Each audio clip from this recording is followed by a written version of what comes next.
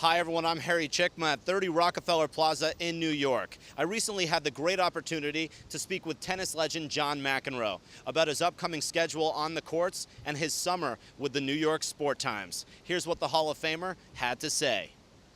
I liked team sports growing up, played basketball, soccer, pretty much anything. As a tennis player, I think that you sort of miss that a little bit, at least I did. So a lot of doubles I played over the years, and Davis Cup was big to me because you sort of got to root for some teammates.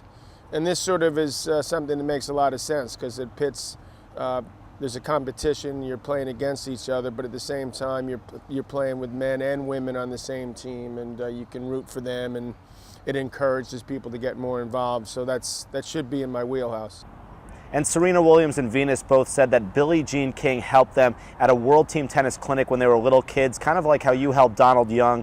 What do you think about WTT and its place in the community? Well, I mean, we're trying to do everything we can to figure out ways for more kids to be able to afford to play tennis and want to be on a tennis court. And I think one of the tricks is to do something where they feel like they can be with some friends. So I think the idea of team tennis is more important than the powers that be realized. And they sort of let this advantage slip away, I think, a little bit. In the 70s, when I first met Billie Jean, team tennis was playing in Madison Square Garden in big places, and I don't think they gave it the proper respect. So it's an uphill battle, but I would think for kids that are used to sort of being in a noisier environment where most of the other sports arenas are played, you feel that energy a lot more, that they could relate a little bit better.